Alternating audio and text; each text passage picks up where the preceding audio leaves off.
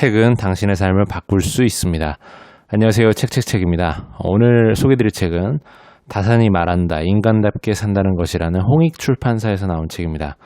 이 책을 읽고서 제가 배운 점은 첫 번째로는 과거 조선시대 사람들이 어떻게 살고 있었나라는 걸 좀 알 수가 있었고, 두 번째로는 정조와 정약용의 그런 관계에서 이루어지는 정약용의 어떤 위대함, 그리고 왕의 그런 권위에 맞서서 어떻게 보면 왕의 의견을 따라갈 수밖에 없는 상황이 됨에도 불구하고 자신의 의견을 개진하는 그런 정약용의 소신 있는 모습, 그런 것들을 좀 볼 수 있었고, 마지막 세 번째로는 이 책의 제목처럼 인간답게 사는 것이란 과연 무엇일까에 대해서 좀 배울 수가 있던 시간이었습니다. 한번 저자 소개해 보겠습니다. 저자는 사실 이 책은 저자가 재밌는 게 정약용이 지었다라고 되어 있어요. 그래서 이 책은 정약용의 흠음신설을 조금 지금 요즘 시대에 맞게 각색하고 번역하고 조금 더 개작해가지고 만든 그런 책이라 볼 수 있겠습니다. 그래서 흠음신설하고 부르기에는 전 책의 구성이 다 담겨 있지 않기 때문에 이렇게 좀 요약해서 좀 썼고, 인간답게 산다는 것이라는 제목을 달아서 이 책이 추구하는 바를 나타냈다고 볼 수가 있겠습니다. 그래서 여기 보시면 옮긴 편역이라고 해서 오세진 님이 이제 편역을 하셨고, 연세대 철학과와 동대학원 석사 졸업하시고 다산 학사전팀 보조연구원, 다산 관련된 일들을 많이 해오셨어요. 그리고 옮긴 책으로는 징비록, 율곡의 상소 이런 것들이 있다라고 나와 있습니다. 한번 보겠습니다. 네, 목차를 한번 보겠습니다. 어느 한쪽에도 치우치면 안 된다 해서 쭉 나와 있고, 이 책은 누적적으로 뭔가 이어지는 것이 아니고 별개적으로 병렬적으로 모든 사건들이 다 하나의 그냥 일화를 담고 있어가지고 쭉쭉쭉쭉 그냥 보시면 되는 그런 간편하게 읽으실 수 있는 그런 책입니다. 2장에서 나라에 법이 있다면 어찌 이럴 수 있겠는가. 3장 법은 흔들림이 없어야 한다. 4장 조선판 유전무죄 무전유죄. 5장 법이란 억울한 백성을 살리는 것이다. 이렇게 제목마다 뭔가 큰 틀에서 뜻이 있게 묶어는 있지만 구체적으로 살펴보시면 그냥 하나의 사건들이 계속 나와 있는 것이라 볼 수 있겠고요. 여기 보시면 지금 36번까지 되어 있는데 총 36개의 조선시대의 어떤 살인사건이나 기타 범죄가 일어났던 사건을 다루고 있다라고 보시면 되겠습니다. 네. 이 책은 기본적으로 흠음신서, 그러니까 조선시대의 법률서라고 볼 수 있겠죠. 정약용이 지은 법률서를 기초로 해서 만들어진 책인데, 그 조선시대 때는 과연 어떻게 수사를 하고 뭔가 그런 형사사건이나 이런 것들에 대한 판결을 어떻게 내렸는가에 대해 이러한 원칙들이 있었다고 합니다. 한번 보겠습니다. 첫 번째, 주범과 종범이 명확하게 특정되어야 한다. 진짜 주된 범인과 주된 범죄를 일으킨 사람에 따라서 부속적으로 이제 같이 뭔가 공범처럼 나오는 종범에 대한 것이 명확하게 구분돼서 진짜 큰 무거운 죄는 주범이 지고 나머지 잔여 죄는 종범이 지게 되는 쪽으로 해서 명확히 구분을 해서 했다는 것이고, 증인의 증언이 분명하게 갖추어져야 한다. 증언이 없으면 이제 판결을 내리기가 쉽지 않았다고 합니다. 그리고 사망의 실제적 원인이 명백히 밝혀져야 된다. 그래서 이 책 읽어보시면 되게 놀라운 게, 이때는 이제 요즘에는 국립과학수사연구소에 의뢰를 한다. 우리가 영화 같은 데 보시면 많이 보이는 것처럼 이렇게 시체를 검시하고 하는 것들을 실제로 이 조선시대 때도 많이 했다고 해요. 근데 검시를 하는데 아무래도 좀 전문적인 지식이 좀 떨어지는 측면도 있겠지만, 그래도 굉장히 많은 것들을 좀 볼 수 있었고, 시체를 통해서도. 그리고 대부분의 사건의 경우에는 이제 살인사건이 발생하고 한참 시간이 지난 후는 사체의 훼손이 많기 때문에 그런 경우에 이제 좀 검시가 어려워서 사건 해결에 좀 힘든 상황이 많이 왕왕 맞았다라는 얘기들도 볼 수가 있겠습니다. 그래서 이런 세 가지 기초되는 원리를 가지고 이제 최종 판결을 왕이 내리지만, 사건 내용이 대부분 복잡하게 많이 얽혀져 있고, 수사 상황이 아무래도 빠르게 이렇게 진행되지 않는 편이기 때문에, 옛날 조선시대이기 때문에, 그렇기 때문에 뭔가 어려운 복잡한 사건의 경우에는 해결이 좀 어렵고 미진하고 미제 사건으로 남게 되는 경우들이 꽤나 많았다라는 얘기들이 나와 있고, 전반적으로 이제 사건을 보시면 이 책을 보시면 아시겠지만 대부분 이제 살인이 일어난 경우에도 정조 같은 경우는 이제 좀 더 그 애민 정신으로 백성들의 그 목숨을 좀 중하게 여겨서 대부분 이제 사형을 좀 면하고 좀 이렇게 곤장을 때린다든지 하는 식으로 조금 더 그 감형해서 일을 많이 처리했다라는 걸 볼 수가 있었습니다. 네, 앞부분에 이렇게 일러두기나 머릿말 부분에 이제 이 책을 왜 쓰여졌고 다산 정약용은 어떻게 이 흠음 신설을 쓰게 됐고 하는 것들이 좀 나와 있어서 읽어볼 만합니다. 어떻게 보면 이 책 뒷부분에 나와야지 좀 맞을 것 같다는 느낌이 들기도 하는 부분들도 꽤나 있는데요. 이 앞에 보시면 이제 흠음 신설하는 것은 경사요의, 비상준초, 의율차례, 상형추의, 전발무사라는 5가지 파트로 구성이 되어 있다고 해요. 그래서 경사유의라는 것은 사법 원칙을 얘기하고 비상준초라는 건 모범이 되는 사건 보고서들을 이제 일람으로 실어 놓은 것이고요. 의율차례라는 것은 중국의 살인사건 사례, 아무래도 대조해서 볼 수 있는 사건에 대한 그런 시범 케이스가 있어야 되기 때문이죠. 그걸 중국에 따왔다는 것이고요. 의율차례고, 그리고 상형추의라는 거는 조선의 살인사건 사례를 이제 실어 놓았다는 것이고, 그리고 전발무사라는 건 정약용 자신이 간접적으로 경험한 사건을 이제 수록을 한 것이다라고 나와 있습니다. 그래서 이 책인 흠음신서에서는 조선의 사례를 담고 있는 상형추의, 전발무사의 사례를 선발해서 이 편역자가 편역을 했고, 특히나 상형추의 같은 경우는 사건 개요, 검시보고서, 관찰사 보고서, 형조보고서, 임금의 판결문, 그리고 다산의 견해 이렇게 구성이 되어 있습니다. 그래서 내용을 보시면 사건이 이렇게 쭉 나와 있고, 검시나 이런 관찰사나 어떤 그런 형을 처리했던 그런 관리의 보고서가 나와 있고, 그 다음에 최종적으로 임금이 어떻게 판결했다라는 게 나와 있고, 그 판결에 대해서 정약용이 첨언을 하거나 자신의 의견을 개진하는 식으로 이렇게 쭉쭉쭉 구성이 되어 있는 걸 알 수가 있습니다.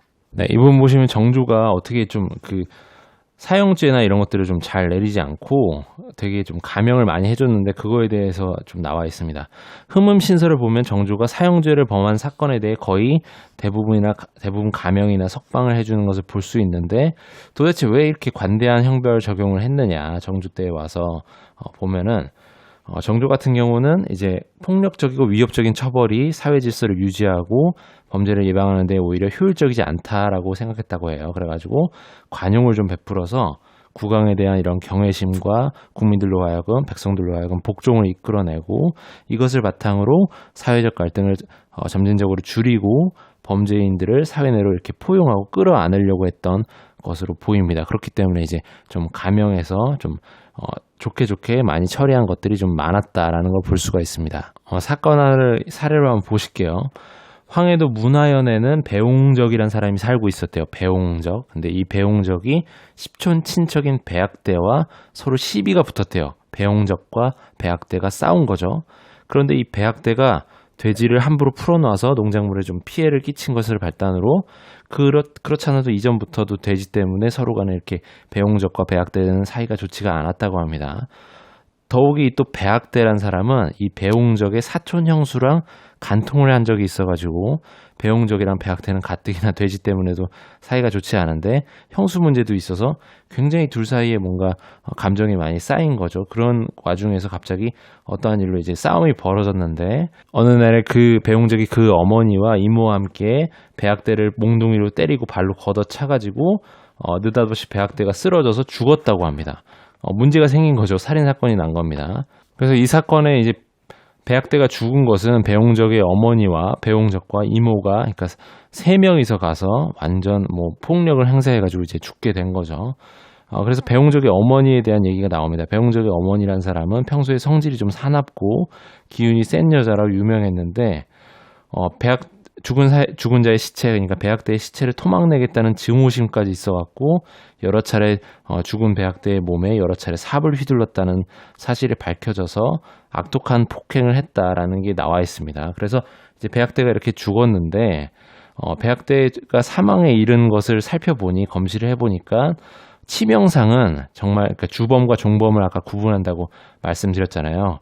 범죄를 판단할 때 주된 그 사망에 이르게 한 이유는 치명상은 배용적이 어머니가 아니라 배용적이 배학대에 급소를 걷어찼기 때문에 배학대가 죽은 것으로 밝혀졌기 때문에 주범은 배용적이다라고 이제 지목이 됐다는 얘기죠. 근데 여기서 문제가 생긴 거예요. 조사를 받던 중에 옥에 이제 갇혀 있었는데 어머니가 배용적이 어머니죠. 주범은 아니고 종범이 됐던 어머니죠. 어머니가 조사를 받던 중에 죽고 만 거죠. 그러자 이제 배용적이 생각한 거예요. 아, 잠깐만. 어머니가 어차피 돌아가셨으니까 어차피 내가 주범으로 돼서 내가 모든 죄를 지금 살인죄를 쓰이게 생겼는데 어머니가 한 걸로 내가 돌려버리면 어머니 어차피 죽고 없으시니까 나는 좀 쉽게 풀려날 수 있지 않을까라는 생각에 갑자기 모든 책임을 말을 바꿔서 죽은 어머니한테 다 돌린 거죠. 그래서 사법기관이죠. 형조에서 정조임금한테 이렇게 사건 보고서를 올렸다고 합니다. 낳아주고 키워준 은혜를 생각하지 않은 채 죽은 어머니에게 모든 죄를 떠넘기며 오로지 빠져나가려고만 했으니 살인의 죄는 오히려 가볍고 인륜을 해친 죄가 더 무겁습니다. 야, 너 사람을 죽인 거는 뭐 그것도 중요하게 문제가 되는 죄지만 너 그렇게 비겁하고 그 폐륜적으로 돌아가신 어머니한테 어떻게 너의 죄를 이렇게 다 떠넘기려고 하냐. 이게 더 중요한 죄다. 더 큰 죄다. 얘는 아주 문제가 있다라는 식으로 해서 올린 거죠. 그래서 이런 상황에서 정조가 어떻게 판단했었냐면 아들과 어머니를 함께 이렇게 처벌하려고 옥에 가뒀다가 어머니가 조사 과정에서 먼저 죽게 됐는데 그 아들 역시 죽여버리면 살인 사건 목숨 하나에 두 사람의 목숨을 빼앗는 셈이 되니까 이건 좀 과하다라고 판단을 해서 배용적은 사형을 면하고 유배를 받았다라고 합니다. 그래서 여기 보시면 다산이 이렇게 말한다고 나옵니다. 다산의 첨언이 이어지는 거죠. 흠음신서의 구성이 이렇습니다. 어머니가 돌아가신 뒤에 죄를 돌리는 것은 살아계신 경우에 그렇게 하는 것과는 큰 차이가 있습니다. 아무래도 이 배용적의 입장을 좀 두둔해주는 내용을 얘기를 하고 있습니다. 배용적이 어머니에게 모든 죄를 돌린 것은 본래 사건과는 관계가 없는 별도의 제목입니다. 하지만 미천한 백성이 윤리도덕을 모르기 때문에 어머니가 이미 돌아가셨으니 죄를 돌려도 괜찮겠다라고 생각한 게 어머니가 살아계신 경우에 죄를 돌리는 것과는 차이가 있다는 것이고 그것 때문에 이걸 좀 감안하는 게 좋을 것이다라고 얘기하고 있죠. 그러니까 정약용이 보는 관점은 무지몽매한 백성이 살아계실 때, 물론 살아계실 때는 어머니한테 그런 생각을 못 했겠지만, 돌아가신 뒤에 그렇게 돌리려고 마음을 먹는 거는 충분히 그렇게 마음을 먹을 수는 있을 것이다 라고 얘기해서 그런 것들은 좀 감안해서 너무 지나치게 생각하지 말아야 한다 라고 얘기를 하고 있습니다. 좀 더 정조의 입장과 같이 일치하는 부분이라 볼 수 있죠. 관점이 좀 같죠. 네, 이어서 사건 한번 다시 보겠습니다. 이백온이라는 사람이 있었는데 이백온은 태조 이성계의 이복 조카뻘인 왕족이라고 해요. 이성계의 조카뻘이니까 왕족인 거예요. 이백온은. 근데 이 이백온이라는 사람이 자신이 데리고 있던 여자 노비가 있었는데 그 여자 노비의 남편을 이백온이 죽였다고 합니다. 근데 당시의 왕이었던 태종은 이백온이 왕족이라는 이유로 이 죽인 살인을 용서해 주었다는 거죠. 이거에 대해서 이제 이런 식의 얘기들이 나옵니다. 이 부분을 실었던 이유가 다산 정약용이 이런 사건이 있었다고 해요. 이와 비슷하게 태종이 이백온을 왕족이라는 이유로 살인을 좀 용서해준 사건을 가지고 비슷하게 근래에 정조가 비슷한 사건, 왕족이나 아무튼 신분 높은 사람의 그런 살인 사건을 좀 용서해줬던 그런 일이 있었나 보죠. 그래서 다산 정약용이 이런 얘기를 했다고 합니다. 조선사회에서 왕족은 무소불위의 권력을 휘두르는 존재로 그들이 노비와 같은 천한 계급에 속한 자들을 걸핏하면 죽이는 일이 비일비재했다. 그렇지만 다산이 생각하기에 백성의 생명을 빼앗을 수 있는 권리는 오로지 사법기관과 국왕으로부터 나와야 한다고 말한다 라고 합니다. 그래서 이런 것들은 좀 잘못됐다라고 해서 이의제기를 하기 위해서 이렇게 흠음신서의 페이지를 할애해서 얘기를 실었다라는 걸 볼 수가 있습니다. 이어서 보겠습니다. 정조는 왕족에게 관대한 법 적용을 주장했지만 자신도 왕족이기 때문에 당연히 왕이니까요. 그렇지만 다산은 이러한 예외 적용에서 단호하게 반대 입장을 취했다. 목숨이 왔다 갔다 하는 일은 오직 사법기관에서 판결하고 집행해야 한다는 것이다. 이는 권력과 부를 가진 사람들이 힘없는 백성을 함부로 처벌할 수 없게 하려는 의도였다.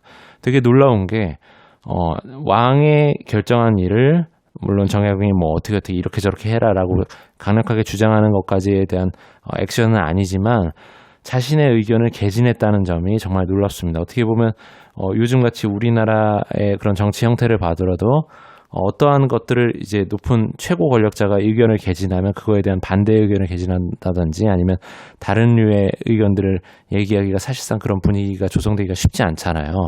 그렇기 때문에 좀 이렇게 배척받기도 하고 나의 이익이 줄어들고 나의 입지가 약해질 수 있을 상황이 올까봐 두려워서 말을 못 꺼내는 경우가 많은데 뭔가 정주와 다산의 관계는 굉장히 친밀하면서도 일적으로 그리고 정서적으로 좀 유대가 깊기 때문일 수도 있겠지만 굉장히 뭔가 그 다산이 자신의 말을 소신껏 자신이 생각하는 대로 털어놓을 수가 있는 분위기였고 정주 역시 그걸 잘 받아주고 이해해주면서 다산의 의견을 되게 청취하는 그런 면모들이 굉장히 좀 놀라웠고 되게 새롭게 느껴졌습니다. 정말 요즘 같은 정치 분위기에서도 굉장히 좀 본받을 만한 지점이 아닌가라는 생각이 좀 듭니다. 네, 마지막으로 사건 하나 보시고 마무리하겠습니다. 이 책은 이렇게 사건이 계속해서 이어집니다. 조선에서 일어났던 그런 여러 가지 범죄 사건들에 대한 기록이라고도 볼 수 있는데 계속해서 그런 기록들을 살펴보면서 거기에서 이제 깨달을 수 있는 것들을 이제 읽으면서 느낄 수 있게끔 만든 그런 구성이라 볼 수 있겠습니다.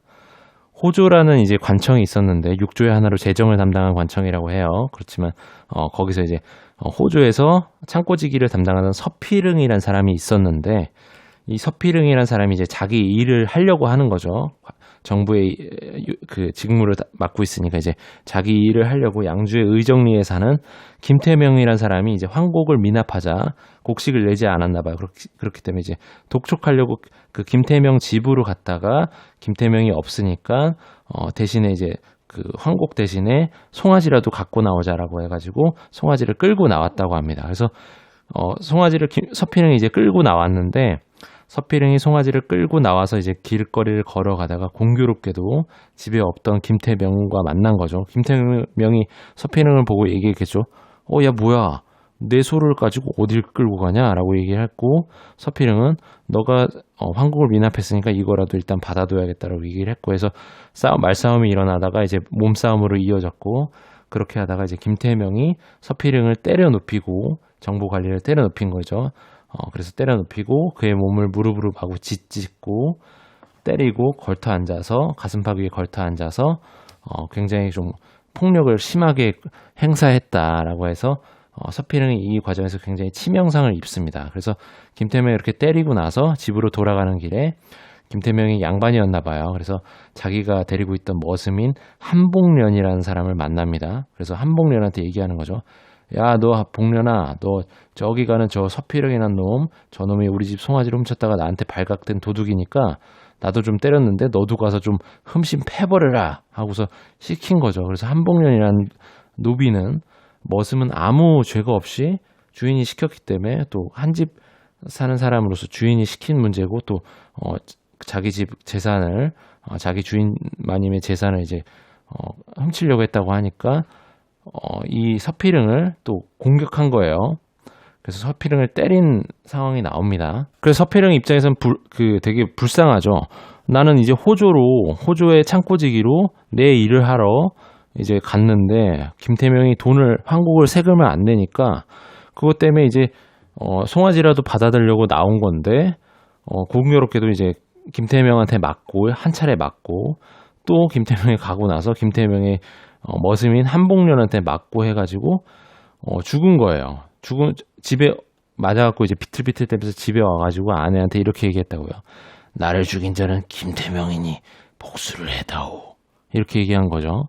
김태명한테 복수해달라고 얘기하고는 깨꼬닥 하고 죽은 거예요. 그래서 이 사건을 가지고 여러 가지 이제 분석을 한 거예요. 김태명이 죽은 서필응이 왜 죽었나를 파악을 해보고 주범과 종범을 나눠보고 하는데 이 과정에서 김태명이 좀 돈이 많은 이런 지방 유지였기 때문에 많은 부분들이 이제 제대로 밝혀지지 않고 수사가 흐지부지하게 됩니다. 게다가 이제 사건 조사 결과 어떻게 김태명이 이제 로비를 하고 막 했는지 주범이 김태명이었는데 주범 자체가 김태명이 아니고 머슴이었던 한복년이 주범이 되고 종범으로 돼버리면서 진짜 범죄의 그런 그 벌은 한복년이 받아야 되는 그런 상황이 돼버렸어요. 그래서 그런 상황에서 이제 그 10년이 넘게 시간이 흐르고 그 상황에서 이제 정약용이 이 과정에서 이제 새롭게 조사를 다시 하게 되면서 이런 내용들이 나옵니다. 지금 이 사건에서는 김태명이 증인이 되었는데 김태명은 애초에 주범으로 고발된 자입니다. 그래서 그러므로 김태명은 증인이 될 수가 없고 한복련에게는 몹시 원통한 일이 됩니다. 게다가 증언했던 이웃들이 모두 김태명의 인척, 김태명을 아는 사람들이고 이장 역시 마을 이장도 김태명을 지지하고 있고 모든 사람들이 화합해서 이 사건을 왜곡했다. 그렇기 때문에 한복련은 원통하기 때문에 원통한 부분을 풀어주고 잘못된 부분을 고치려면 처음부터 낱낱이 다시 조사를 해야 된다. 그렇지만 이 사건이 10년이 넘게 흐른 상황에서 조사해야 될 사람이나 그런 그 관련자들의 생사와 소재를 알 수 없게 돼버린 상황에서 다시 조사하기가 굉장히 어려운 면이 있으니 한복련의 그런 사형을 감해주고 한복련이 사형을 이제 받은 상황인데 사형의 판결을 받은 상황인데 유배를 그냥 보내는 쪽으로 감형을 해달라 이런 식으로 이제 좀 한복련을 좋게 좀 처리를 해주십시오라고 얘기가 나와 있습니다. 네, 이어서 여기도 보실게요. 정약용이 이 사건을 처음 맡았을 때는 형조의 지배적인 견해가 철안이라는 것이었다. 증인과 증언이 이를 뒷받침하는 증거가 모두 확정된 사건이라 번복하기 불가하다는 뜻이다. 바꿀 수 없다는 얘기예요. 철안. 하지만 정약용은 이에 의의를 제기했다. 이를테면 오늘날 검찰에서 수사가 다 끝난 상태이고 범인이 확정된 단계에서 새로운 검사가 나타나서 이 수사는 의심의 여지가 많으니 재수사해야 한다고 말하는 상황과 같다. 관련자들은 이미 판결을 내서 이렇게 정리를 했던 관련자 입장에서는 굉장히 정약용이 눈엣 가시 같은 존재일 수 있겠죠. 이어서 보실게요. 하지만 다사는 일말의 망설임도 없이 잘못된 점을 찾아내어 판결에 오르라고 날카롭게 지적했다. 모두 한복련을, 그러니까 노비였죠. 노비를 주범으로 특정하여 사건을 마무리했지만 다산이 사건을 다시 원점으로 돌려서 한복련의 억울함을 풀어주고 사형을 면하게 도운 것이다. 돈과 권력이 없는 약자를 보호하고 법질서를 세우려는 정조와 다산의 의지를 엿볼 수 있는 사건이다. 그래서 정조가 이렇게 다산이 이제 상소를 해서 다시금 이 사건을 원점으로 돌린 상황에서 정약용의 의견을 받아들여서 한복련을 감형해서 사형을 시키지 않고 유배를 보낸 사건으로 마무리가 된 것을 알 수가 있습니다. 그래서 이 책 같은 경우는 이런 식으로 계속해서 사건이 병렬적으로 쭉 나와 있습니다. 그래서 이 전체적인 사건들을 바탕으로 인간된 도리를 어떻게 생각한다라는 걸 이렇게 마무리해서 이제 정리를 해주는 부분이 없는 점이 좀 아쉽긴 하나 이러한 일련의 여러 가지 사건들을 통해서 조선시대 사람들이 어떻게 살아왔고 정조와 다산의 관계에서 이제 이런 사건들을 판단하는 거에 있어서 형조의 그런 형조라는 사법기관과 정조 왕과 다산 정약용 신하의 그런 세면의 국면의 관계들을 통해서 이제 사건을 바라보고 해결하는 그런 원리들 그리고 흠음신서에 대한 구체적인 내용들을 알 수가 있는 부분이 있고 하기 때문에 충분히 읽어볼 만한 가치가 있고 과거의 그런 조선시대 사람들이 어떻게 살아왔고 범죄나 그런 살인사건에 대해서 어떻게 인식을 하고 대했고 하는 모습들이 다 나와 있습니다. 그렇기 때문에 굉장히 좀 타임머신을 타고 과거로 돌아가서 조선시대 사람들의 그런 생활을 엿볼 수 있는 그런 책이어서 굉장히 재밌으면서도 좀 수사반장 아니면 뭐 경찰청 사람들 그런 프로그램을 보는 듯한 그런 느낌도 들 정도로 재밌게 되게 쉽게 빨리빨리 읽을 수 있던 그런 책이었습니다. 도움이 되셨거나 유익하셨다면 구독과 좋아요 부탁드립니다. 오늘은 여기까지 하겠습니다. 감사합니다.